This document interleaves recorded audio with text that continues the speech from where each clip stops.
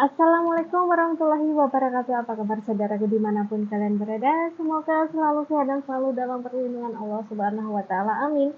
Jumpa lagi dengan aku Inung di Singapura. Oke teman-teman, hari ini Singapura gerimis ya, mendung tuh, lihat aja tuh mendung. Tuh, gerimis kayak gitu.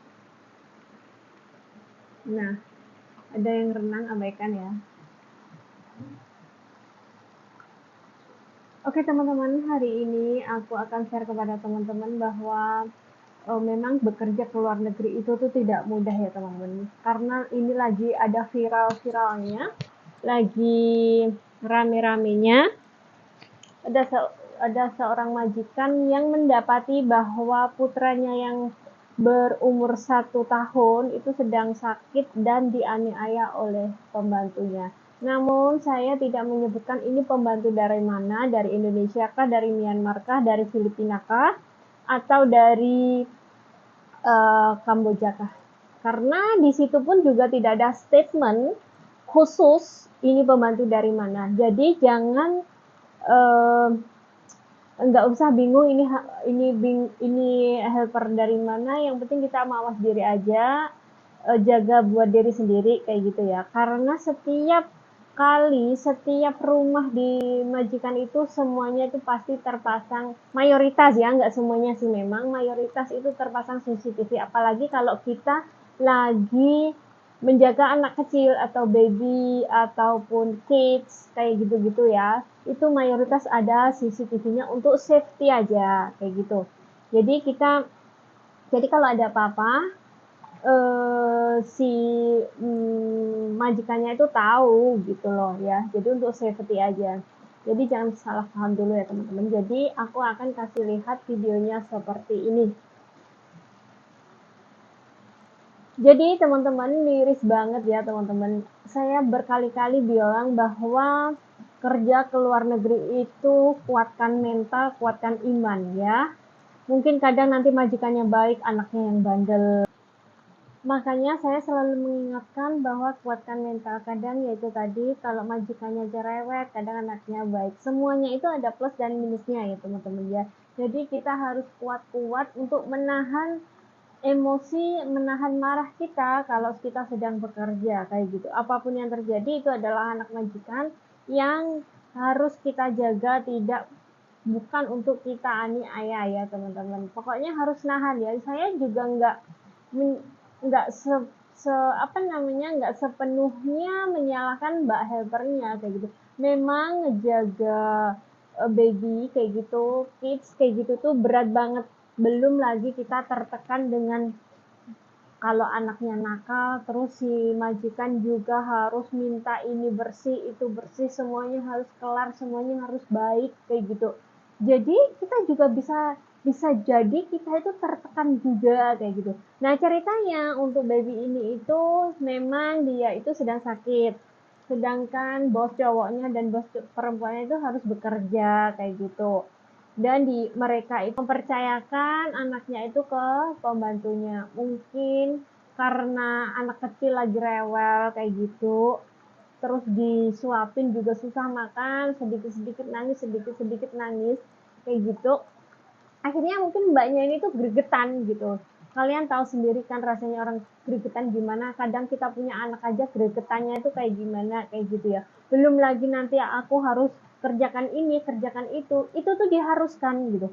Memang kalau sudah terjadi kayak gini, majikan kan kamu bisa ngomong kayak gitu. Itu kalau sudah terjadi kalau gitu. Kalau belum terjadi kayak gitu, si majikan ini tuh, kenapa kamu nggak lakuin ini, kenapa kamu nggak lakuin itu, kalau baby tidur kan kamu bisa kerjakan, atau bla bla bla bla kayak gitu-gitu. Pokoknya sang majikan ini tuh juga serba, semuanya juga minta perfect kayak gitu. Sedangkan kita sebagai helper ya, saya juga nggak menyalahkan satu sama lainnya kayak gitu, kita di tengah-tengah aja kayak gitu. Dan mbaknya sebagai helper juga merasa tertekan juga sih, saya pahami itu gitu. Namun setertekan-tertekannya kita, mendingan kita lebih baik ngomong aja ya teman-teman ya, kayak gitu. Akhirnya mbaknya ini tuh setelah bosnya pulang dari office ceritanya kayak gitu, karena anaknya sakit dia pulangnya lebih awal itu si bos cowoknya. Setelah pulang lebih awal, dia ngecek lah CCTV, kenapa anaknya kok ngapain aja sih anaknya seharian kayak gitu. Aku kerja, sedangkan dia juga agak sakit, nggak enak badan kayak gitu. Ternyata Pak bosnya ini mendapati di CCTV bahwa kayak gini. Setelah itu, Pak bosnya ini tidak langsung memberitahu kepada sang istrinya. Cuman di anaknya nunggu besoknya aja, semuanya sudah di set up, sudah dibuat alat bukti ke polisi.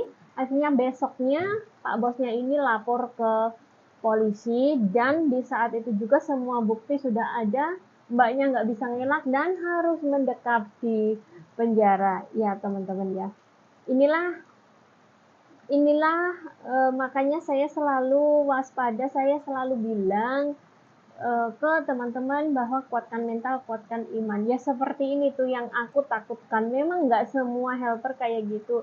Cuman untuk antisipasi sedia payung sebelum hujan. Kalau memang benar-benar nggak sanggup menjaga baby kayak gitu-gitu, kalian lebih baik terus terang daripada nanti kalian yang akan susah.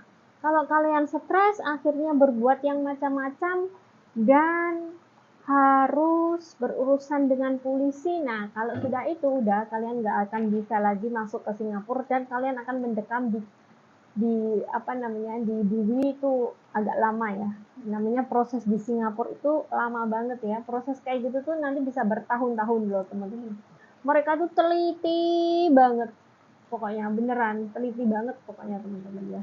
Jadi aku nggak bisa di sini aku nggak bisa nyalain si mbaknya juga, si majikannya juga butuh duit untuk menghidupi keluarganya, harus bekerja, harus mempercayakan anaknya ke pembantunya, dan pembantunya ini juga mungkin stres juga gitu loh. Jadi ya gimana ya gitu ya. I have no comment about this, but at least ya teman-teman, jagalah mental kalian, kuatkan mental dan iman kalian saja ya teman-teman. Semoga video atau sharing dari Inem ini itu bermanfaat buat teman-teman. Ini teman-teman ya, ini itu bukan hanya satu kasus, berulang kali kasus ya. Padahal sudah ada berita terpampang nyata kalau kalian melakukan ini resikonya kayak gini. Kalau kalian melakukan itu resikonya kayak gitu. Ini tuh berita kayak gitu tuh selalu selalu ada ya teman-teman. Kasus itu selalu ada. Cuman kenapa masih juga berulang dan berulang dan berulang? Ya mungkin saya sebagai helper kayak gitu, ya mungkin juga ya karena tertekan, stres kayak gitu loh ya teman-teman. Jadi harap untuk teman-teman semuanya kuatkan mental dan iman kalian ya. Bahkan ada nanti yang dibuang bayinya melewati jendela, parah pokoknya teman-teman ya. Kadang nanti kalau majikannya yang rewel, kadang cerewet kayak gitu tuh, buat pelampiasan tuh anaknya ini gitu loh.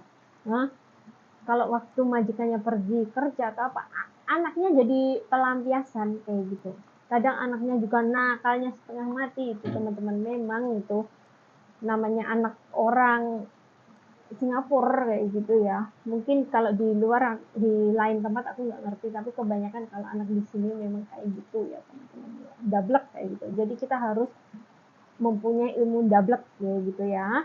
Jadi semoga informasi dan sharing dari Indem itu bermanfaat buat teman-teman, buat teman-teman semuanya, maaf kayak gitu. Dan kuatkan mental, kuatkan iman, selalu saya tekankan pada kalian. Wassalamualaikum warahmatullahi wabarakatuh.